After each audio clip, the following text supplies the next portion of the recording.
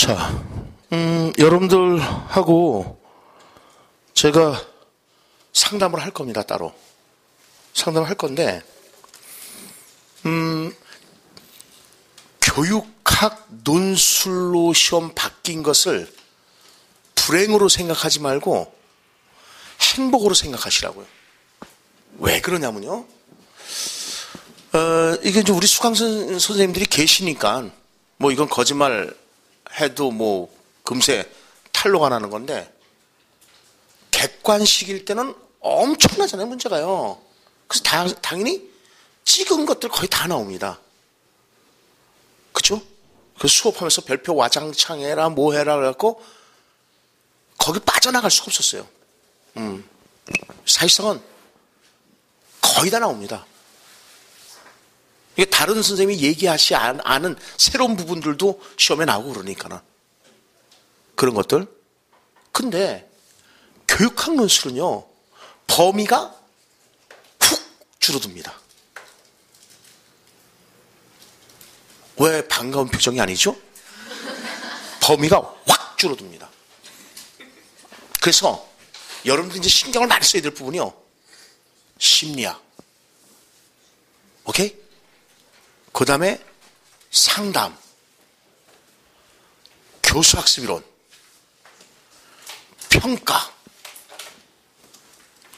이런 부분이, 그 다음에 사회학, 철학, 교육과정. 왜 다야? 7과목인데. 아니, 15, 16과목에서 7과목인데. 뭘 다야? 이 사회과의 문제라니까? 예? 싫어요.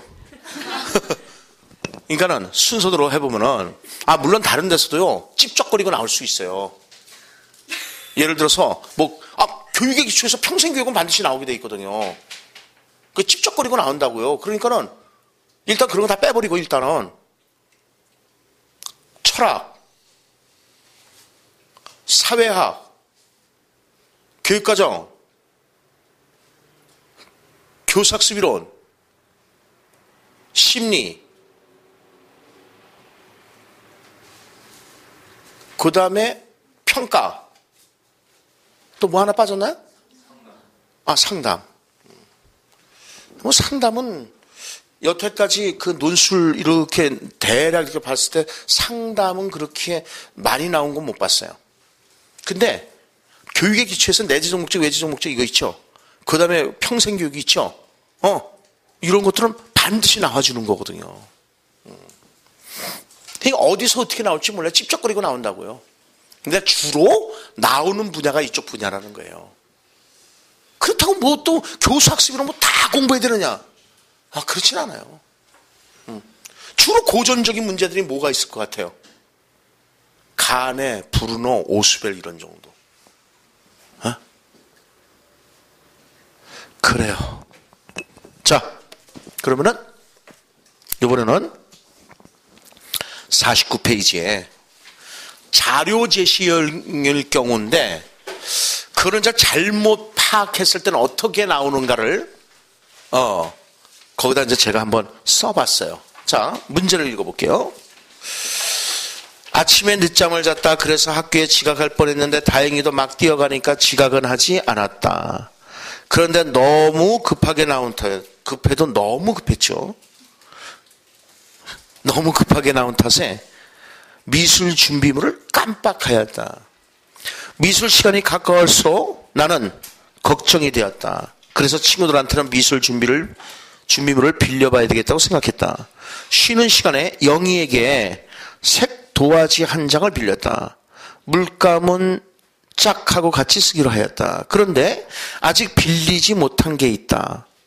바로 붓이다.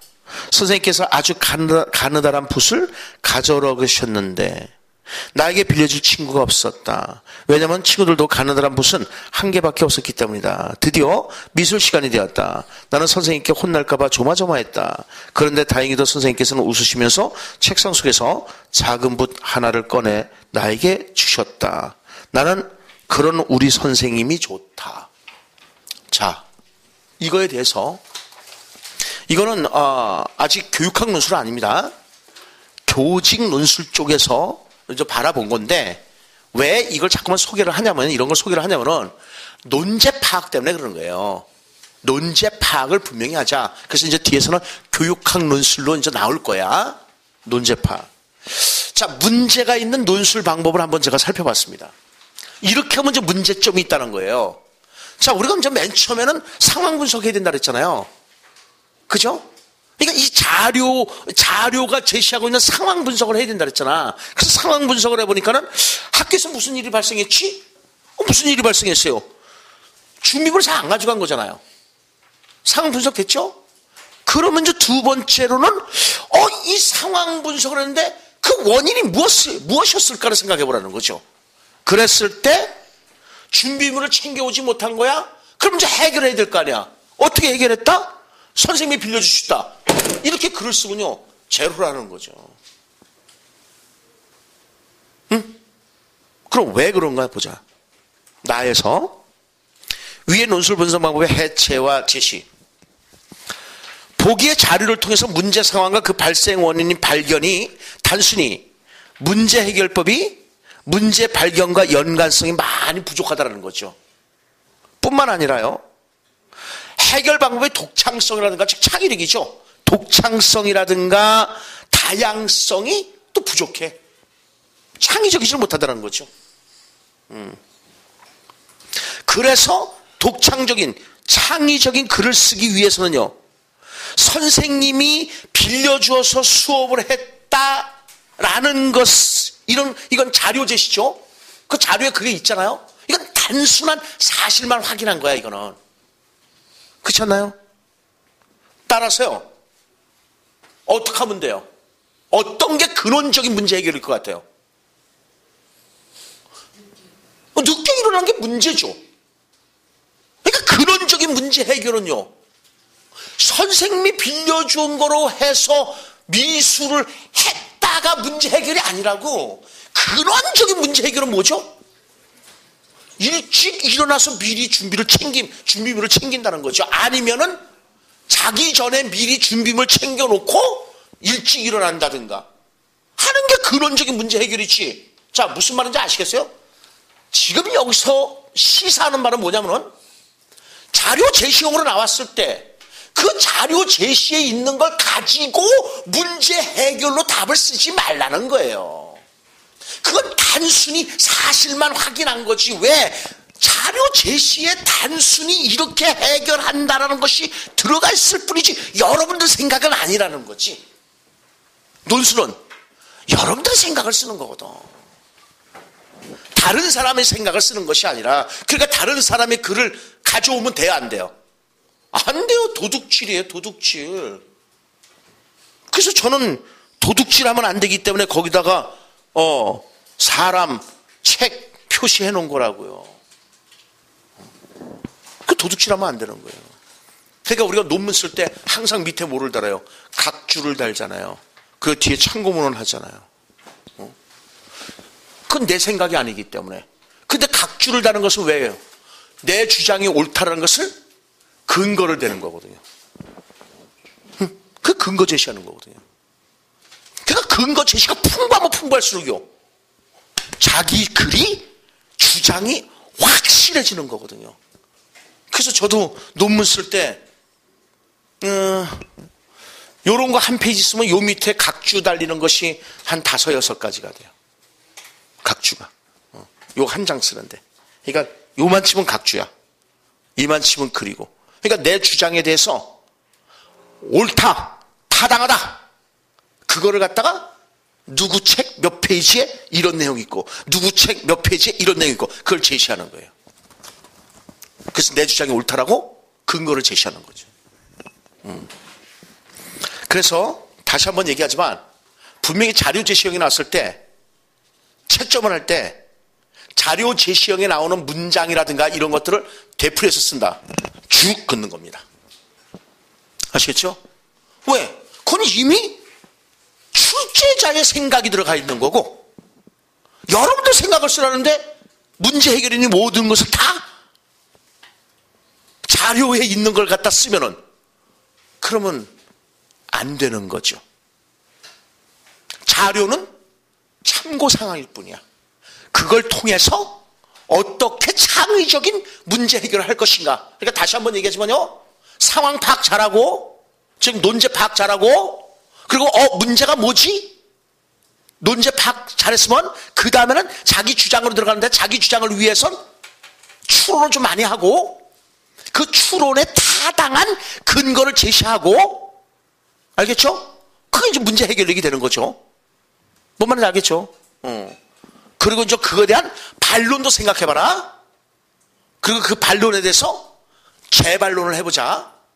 아시겠죠? 예.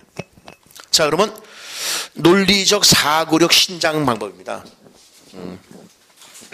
그러니까 머릿속에 지금 그 틀을 완벽하게 집어넣으셔야 돼요. 그래서 일상화가 돼야 돼. 일상화가. 말할 때도 내가 이 말을 했을 때 제가 이렇게 반론을 제기하지 않을까? 그러니까 싸움에서 이기는 방법은 간단해요. 막 감정에 막 북받쳐갖고요, 막 하면은요, 막 떨리죠. 그 말도 잘 안 나와. 그리고 항상 뒤에 가서 뭐라냐, 아씨, 그때 내가 이 말 했어야 되는데. 여러분들이라니까요. 그러니까 저는요, 누구하고 싸워야 된다 그랬을 때는요, 미리 저희가 항상 수첩을 가지고 다니거든요. 수첩에다 적어요. 내가 요 질문을 한다. 그랬을 때 이 사람이 이렇게 대답이 나올 거다. 이렇게 대답이 났을 땐 내가 이렇게 재반론을 해야 된다.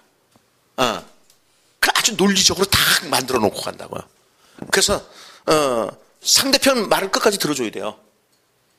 중간에 탁탁 치고 나가면요, 지는 거예요. 그리고 욕부터 나오면 이제 감정에 호소하는 거죠? 그러면 지는 거야. 그러니까 상대편이 탁 얘기할 때요, 자기가 이미 정리해 나간 거 있잖아요.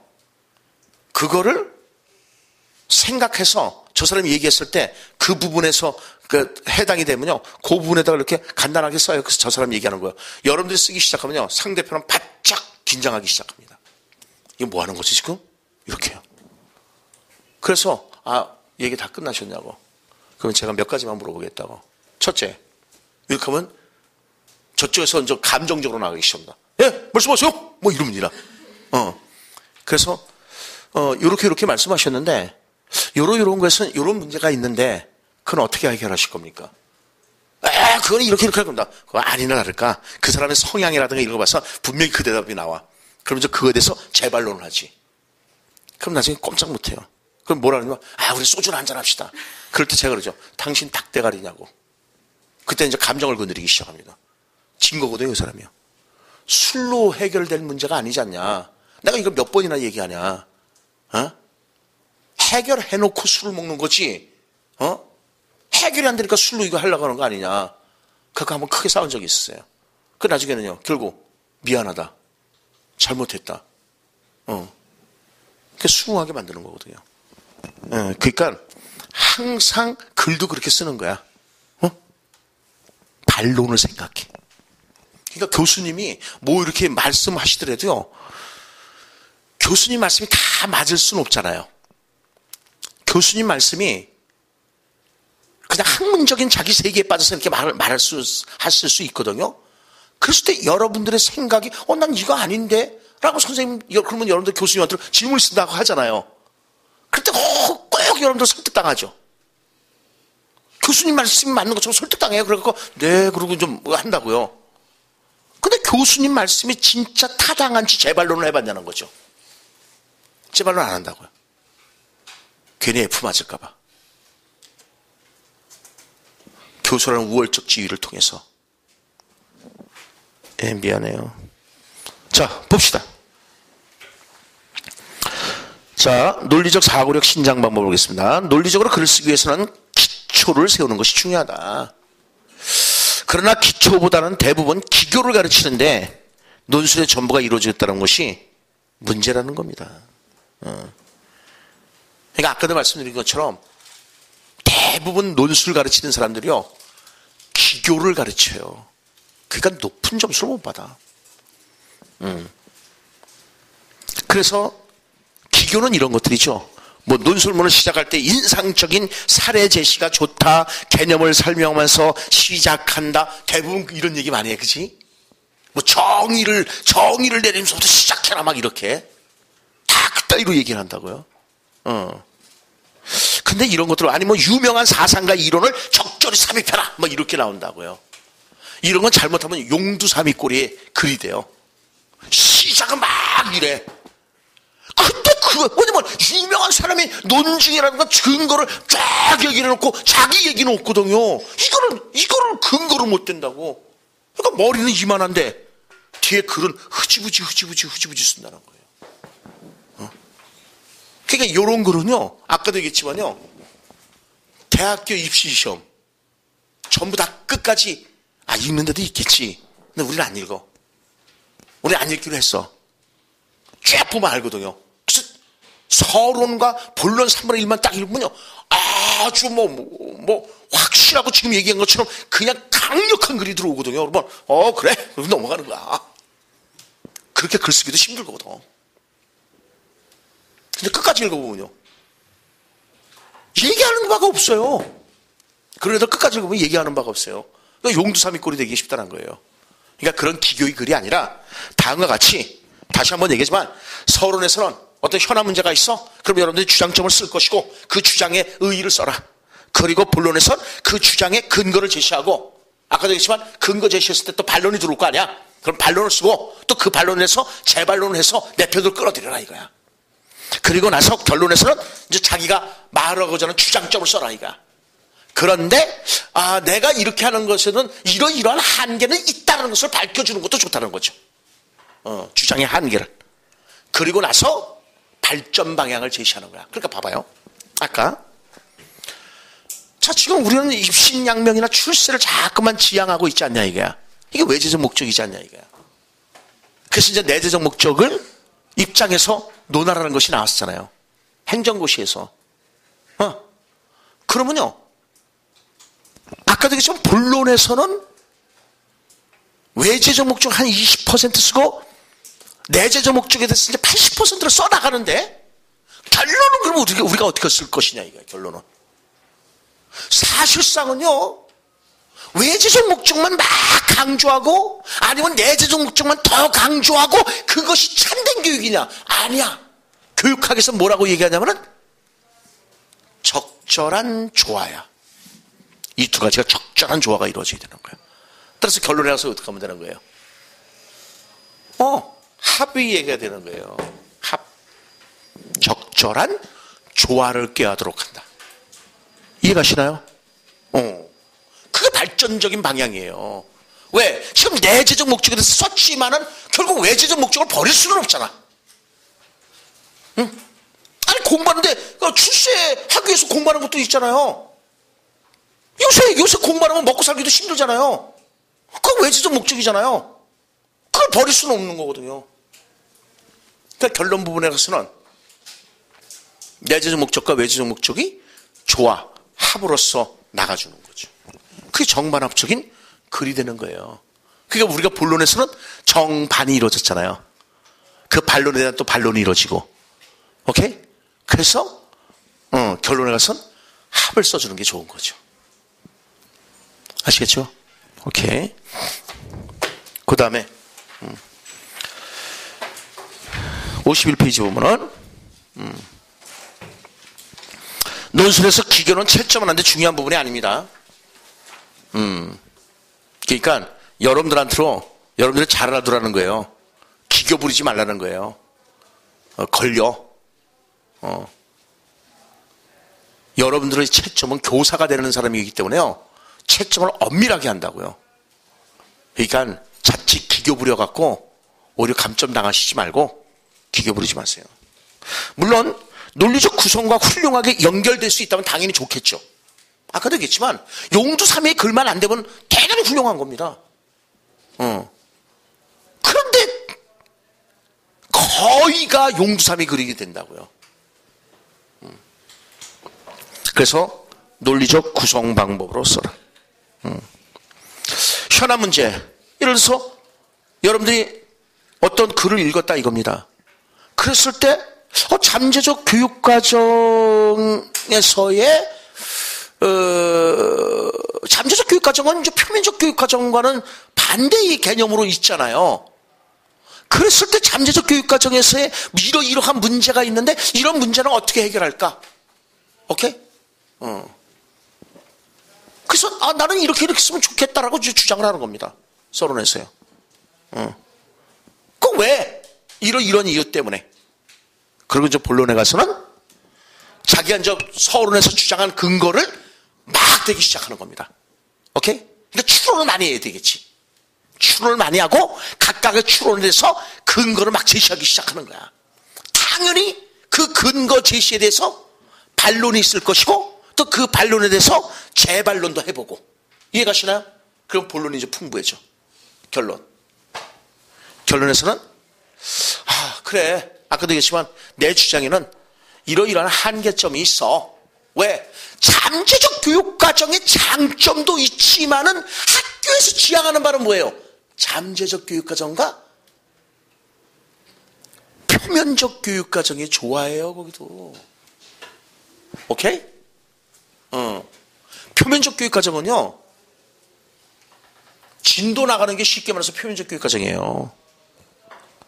그래서 단기간에 끝난다고 그래요. 그러나 잠재적 교육과정은 학교 생활하는 동안에 은연중에 얻게 되는 경험의 총체야. 요런 게 이제 들어가야, 채점 기준표에 요 말이 반드시 들어가야 점수를 받는 거야. 키워드가 있단 말이야. 근데 학교 지도하에서 얻게 되는 경험, 이거는 잠재적 교육과정에서의 경험이 아니야. 그러니까 그 말 들어가면 감점. 잠재적 교육과정이 정확한 이해가 안 된 거야. 잠재적 교육과정은 학교 생활을 하는 동안에 자기도 모르게 은연중에 얻게 되는 경험. 요 말이 정의야. 아시겠나요? 그런데 학교에서 잠재적 교육과정만 좋다라고. 왜냐면 잠재적 교육과정 교사의 인격적 감화를 받는 거거든. 그러면 지적인 영역을 다루는 표면적 교육과정을 버려야 되느냐 이거예요. 그건 아니잖아요. 그러니까 잠재적 교육과정에는 그래 이런 한계가 있다. 그럼에도 불구하고 이러한 이유로 인해서 필요하다라고 하면서 합으로써 잠재적 교육과정과 표면적 교육과정의 조화를 꾀하는 것이 좋다. 이렇게 이제 나오는 게 좋겠죠. 오케이. 자, 그러니까 대부분 여러분들 서론을 아까도 얘기했지만 정의를 많이 내렸잖아요. 그래서 그렇게 쓰지 마라. 어떻게 한다? 어떻게 한다? 현안 문제가 무엇일까를 보고 그에 대해서 주장하고 주장하는 이유를 간단하게 쓰라고요. 이유를 본론에 쓰는 거 아니야. 주장하는 이유를 쓰고 나서 본론에서는 그 주장 이유에 대한 근거를 제시하란 말이에요. 그러니까 앞으로 글을 여기다 맞추시라고요. 근데 대부분 보세요. 서론에는 정의나 개념을 내려라 이렇게 얘기를 해요. 물론 그럴 수도 있어요. 왜? 본론이 아까도 얘기했지만 본론이 아주 타당한 근거를 가지고 간다면 당연히 그렇게 할 수가 있어. 근데 대부분 그렇게 못해. 우리 같은 사람들이야 그렇게 할 수 있는 거죠. 대부분 그렇게 못한단 말이야. 왜냐면 교육학적 지식이 빵빵해야 되거든. 그러니까 그냥 서론에서는 현안 문제가 뭐지? 이러구나. 그래 나는 이렇게 했으면 좋겠다 주장하고, 왜냐하면 그러고 한다 이렇기 때문이 딱 이렇게 나오면 돼. 그리고 본론에 가서는 그렇기 때문에 요 이유에 대해서 타당한 근거를 많은 추론을 통해서 타당한 근거를 대라. 그리고 결론에 가서는 그래 나의 주장에는 이러이러한 한계점도 있다. 오케이? 나의 주장에는 이러이러한 한계점이 있지만 그럼에도 불구하고 요런 것이 때문에 더 중요하다. 이렇게 이제 얘기로 끝을 맺으면 좋다는 거죠. 그러니까 요걸 기본적으로 정형화 시켜주시면 돼요. 자, 우리가 이제 앞에 시간에서 계속 했던 것이 이제 본론에서 자기 주장이 있고 그 주장에 대한 반론을 제기하고 그 반론에 대한 재반론을 하는 거, 이거 이제 열심히 했습니다. 그럼 이제 서론은 어떻게 구성한다? 현안 문제가 뭘까? 그러면 현안 문제는 어떻게 해결해야 될 것인가 하는 주장점이 있고, 그렇게 주장하게 되는 이유를 간단하게 쓰고, 본론에서 그 이유에 대한 근거 제시로서 그 근거 제시로서 이제 주장점이겠지. 그리고 반론, 재반론을 쓰고, 결론에 가서는 그래, 뭐 한계는 있다. 그럼에도 불구하고 중요하다. 이렇게. 아시겠죠? 그 틀을 머릿속에 일단은 넣어두시라고요. 자, 그러면요, 지금부터 이제 여러분들이 요 틀로 간단하게 한번 좀 써보는 겁니다. 그냥 간단하게 개요 잡듯이 간단하게 똑똑똑똑 서론 본론 결론해서 똑똑똑똑똑 이렇게 이제 해보자는 얘기예요.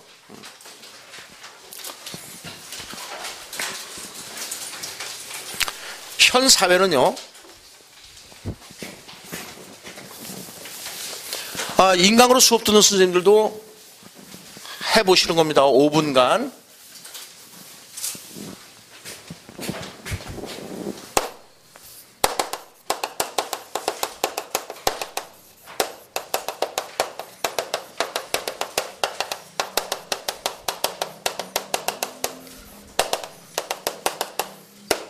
현대사회에서 발생하는 인간 소외 현상, 특히 교육 현장에서 입시 위주의 교육으로 인한 학습자의 수동성을 극복하고 자율적이고 능동적인 학습자를 지향하는 인간 중심 교육 과정의 특징에 관해 논하시오.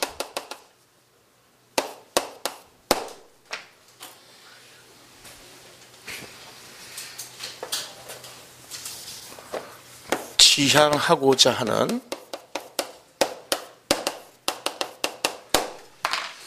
서론, 본론, 결론을 간단하게 지금 간단하게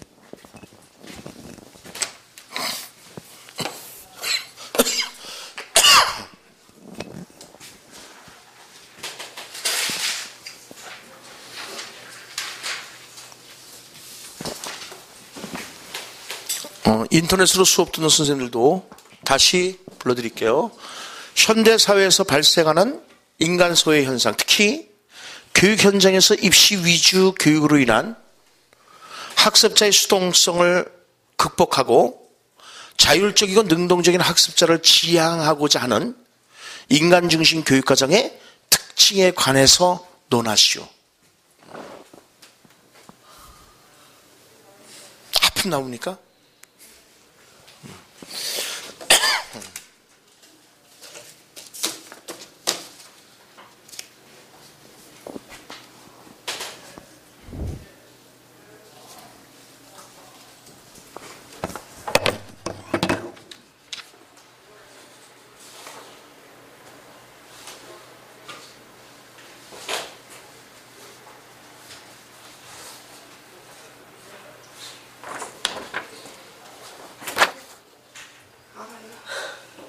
당연히 알아서 죠. 근데 지금은 몰라도 아까 서론 본론 결론을 어떻게 잡을 것인가 생각해 보라고.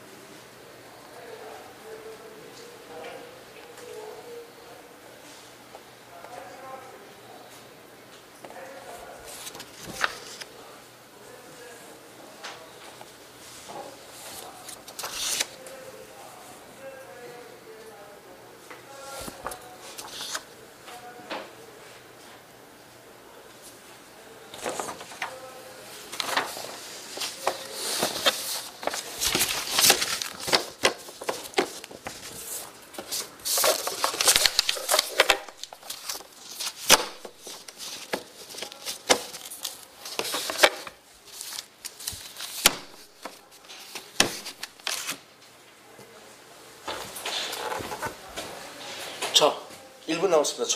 정리해 보십시오. 5분 동안 한번 해봐요.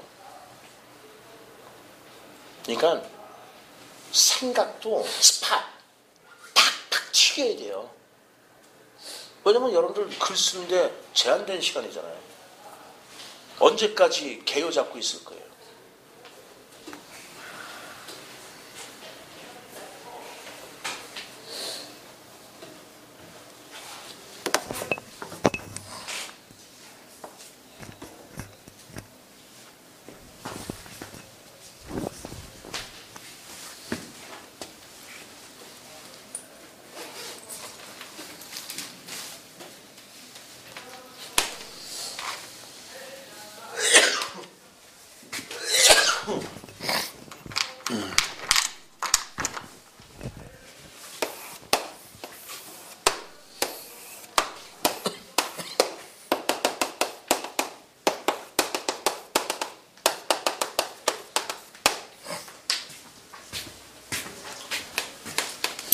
지금은 간단한 전체 개요 잡는 거고요. 다음 시간에는 이제 이론 들어가면서 전체 개요 잡는 훈련을 할 거예요. 자, 우선 자발적인 신청을 받겠습니다. 어느 선생님이 한번 해보시겠습니까? 전부 고개 숙이고 있네요.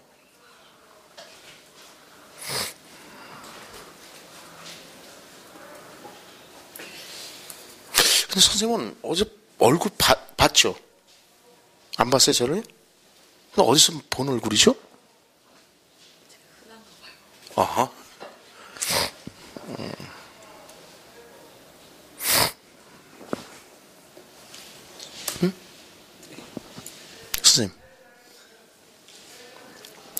선생님.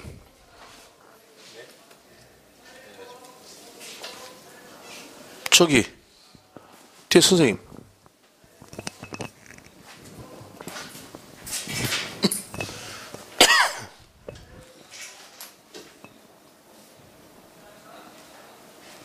선생님. 다 했어요? 하고 있어요? 자, 그러면은 아까 얘기한 것처럼 이번에는 남자 선생님들을 한번 길게 쓸 필요 없어요. 얘기해 보세요.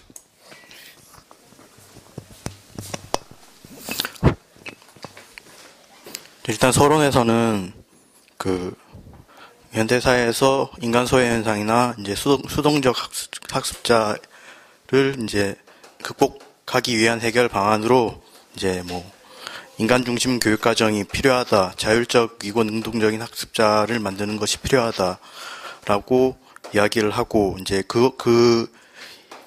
이렇게 하기 위해서 어떻게 해야 되는가를 본론에서 이야기할 건데 이제 세 가지 정도로 얘기를 하는데 첫 번째로 이제 교육 문화를 이제 주입식에서 토론 중심으로 교육 문화를 조성해야 된다. 그리고 두 번째로 이제 소외된 자들에게 한 번 더 기회를 준다. 그리고 보완을 해준다. 이런 식으로 얘기를 할 거고, 세 번째는 그 교육의 내재적 교육 목적에 중점을 더 두어서 이야기해야 된다라고 얘기할 것입니다. 첫 번째 이제 토론 중심 교육 문화 조성에 대해서 뭐 교육의 효율성이라든가 뭐 선발적 교육관에 이 적용될 수밖에 없는 현실에 대해서 반론이 들어올 수가 있는데 이것은 이제 뭐 심층 면접이라든가 여러 가지 제도를 개선함으로써 해결을 할 수 있겠고요. 그리고 그 소외된 자들에게 기회와 보완을 줘야 된다는 두 번째 주장으로서는 이제 경쟁을 함으로써 뭐 이렇게 긍정적 효과도 날 수 있다라는 이제 반론점을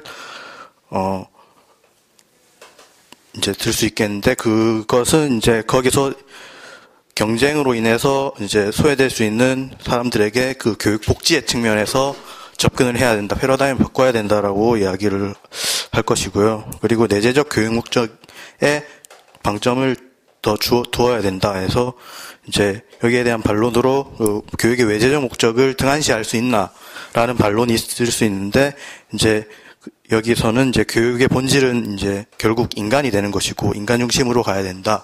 이런 식으로 반론을 할 것입니다. 그리고 결론으로서 뭐 인간 중심 교육 과정으로서의 한계점이 뭐 여러 가지 있을 수가 있지만 이제 그럼 결국 교육의 본질로 들어갔을 때 이제 인간 중심 교육 과정이 필요하고 그것이 실현되기 위해서 많은 노력이 필요하다. 이런 식으로 결론을 짓겠습니다.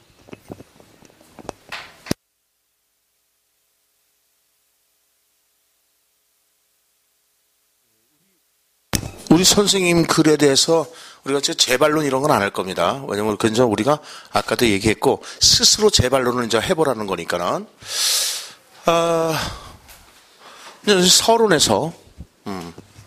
서론에서 수동적인 학습자 이게 이제 문제죠. 그래서 이걸 이제 극복하기 위해서 자기가 이제 주장하는 것이 인간 중심 교육 과정으로 이제 주장하겠다는 겁니다. 좋죠? 그 인간 중심 교육 과정이 왜 필요한가 그 이유를 이제 얘기를 했습니다. 그래서 본론에서 인간 중심 교육 과정이 필요한 이유를 근거를 대기 시작했습니다. 선생님, 인간 중심 교육 과정에 대한 정확한 내용 모르죠? 그래서 본론에서 그럴듯합니다. 잘했습니다. 그런데 지금 논제에서는요, 인간 중심 교육 과정에 대해서 논하는 거예요. 그러면 인간 중심 교육 과정과 가장 밀접하게 같다면요, 요런 거지요. 요런 거. 그래서 교육 환경의 인간화를 부르짖어요. 이 인간 중심 교육 과정에서 채점 기준표를 맞추기 위해서는요, 잠재적 교육 과정이라는 말이 들어가줘야 되고요. 그 다음에 자아 실현이라는 말이 들어가줘야 되고요. 그 다음에 교육 환경의 인간화라는 것이 충족이 돼야 돼요. 이거 봐봐요. 쓱 웃었죠? 우리 교육과정에서 배웠던 내용들이잖아요. 그러니까 이런 교육학의 배경적 지식이 없으면은 잘 썼습니다. 틀린 말들 안 해요. 거기다가 반론과 재반론도 잘했다고요. 훌륭합니다. 요거만 뺀다면요. 대단히 훌륭한 글입니다.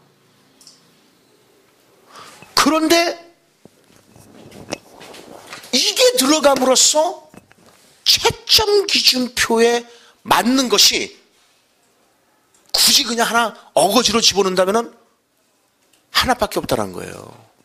이게. 내재적 목적의 중점을 둔다 하면서 이 내재적 목적에 대한 예가 자아 실현이니까 그 예를 들어서 들어가 줬다면은 점수를 또 하나 더 받을 수는 있겠죠. 이해가 나요? 근데 결론이 부실했어요. 선생님도 결론은 좀 부실하다는 생각이 들죠? 결론 많이 부실했습니다. 인간 중심 교육 과정의 한계점이 뭐냐 이거야. 인간 중심 교육 과정의 한계점은요, 교육의 효과를 어떻게 측정해 볼 수가 있는 거예요, 이거. 교과 중심 교육 과정은 다 시험을 봐서 다 할 수 있잖아요. 근데 인간 중심 교육 과정의 한계는 도대체 어느 천년에 자신이 되는지 않는지 우리가 어떻게 측정해봐. 그렇잖아. 교육 환경이 인간화를 어떻게 만들 것이냐는 거예요. 잠재적 교육 과정이야 학교 생활하는 동안에 은연중에 얻게 되는 경험이니까 그건 문제가 안 된다고. 근데 굳이 이거를 따진다면 이게 어떻게 실현되고 어떻게 달성됐는가를 알 수 없다는 것이 한계라고요. 그 한계에 대해서 약간 가는 타더니 이제 흐지부지가 돼버렸어. 몰랐어. 그렇지만 그럼에도 불구하고 인간중심 교육과정이 중요한 이유에 대해서 이 앞에서 쓴 것들을 바탕으로 해서 그걸 그대로 갖다 쓰면 안 되는 거야. 여러분들의 또 독창적인 표현이 들어가줘야 되는 거지. 이해가시나요? 그래서요, 지금 우리 선생님은 글을 잘 썼습니다, 진짜로. 결론만 약간 흐지부지했고. 왜? 잠재적, 아니죠, 인간중심 교육과정에 대해서 모르거든, 지금. 인간중심 교육과정에서 모르니까, 당연히 본론에서도 진짜 이것만 빼면 훌륭합니다. 반론, 재반론까지 딱 하고. 그리고 이제 결론은 흐지부지했고, 모르니까. 지금 논제의 핵심은 이거거든요.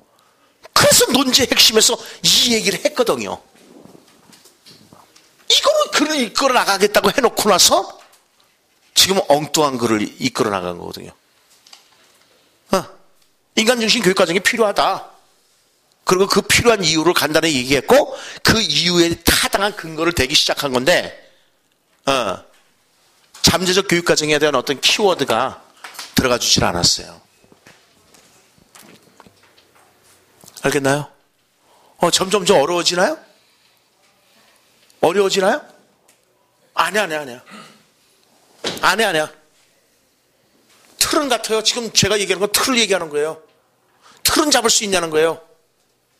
지금 내용으로 들어간 거고, 틀을, 자기 주장점, 그러니까, 그 문제 상황, 그리고 자기 주장, 그 주장에 대한 이유를 간단하게 얘기하고 그 이유에 대한 타당한 근거를 제시하는 거야. 그럴 때 반론, 재반론은 이제 생각하면서 하고 지금 얼마나 훌륭하게 잘 해놨어요. 지금 추론을 3개로 딱 해놓고 나서 그 추론 각각에 대한 반론과 재반론 생각하고 또 요 추론에 대한 반론과 이 사람이 이렇게 경쟁을 무시해서는 안 된다라고 반론할 것이고 그렇지만은 그거에 대해서 또 재반론해서 경쟁으로 대한 소외된 모습, 자기의 교육의 복지가 안 이루니까 그 교육 복지를 해야 된다 이런 식으로 딱 잘했다고요. 그러니까 틀을 일단 알아두라는 거예요. 틀.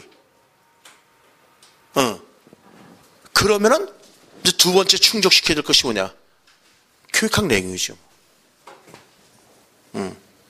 그러니까 교육학 내용을 좀 공부하면서 넣으면 되는 거고 반드시 키워드는 여러분들이 전체 하면서 제가 이제 키워드를 얘기를 할 거라고요. 그래서 우리 책에는 그 채점 기준표를 충족시키는 그 키워드가 들어가 있다고요. 그런 것들이 다 들어가 줘야 채점 기준을 충족시킬 수가 있단 말이에요. 아시겠죠? 그러니까 논술책 한번 바깥에서 비교해 보세요. 채점 기준표 이런 거 들어간 것들이 없을 거예요. 아니야, 앞에서 그냥 채점 기준표 그래갖고 대략 해놓지 교육학에서 교육학 내용 각각에 대해서 채점 기준표, 채점 키워드 들어간 책은 제 책밖에 없을 거라고요. 그래서 책도 일부러 늦게 낸 거예요. 왜냐면 이 노량진 시장이요, 누누이 말씀드리지만요, 약삭 빠르게 다른 사람 거 딱 낚아채갖고 자기 책도 막 그렇게 만들거나 그런 게 제일 많아요. 심지어는 제 문제도 그대로 갖다 쓰는 사람들 많은데요. 그래서 제 나름대로 보안을 유지한다는데 모르죠. 이게 새가 나왔는지 안 나왔는지. 근데 아직까지는 그런 책이 안 나왔어요. 보니까. 예, 그러면은 본론 구성으로 가겠습니다. 51페이지. 마지막 쉬었다 할까요? 벌써 마지막 쉬네요. 마지막 쉬었다. 5분.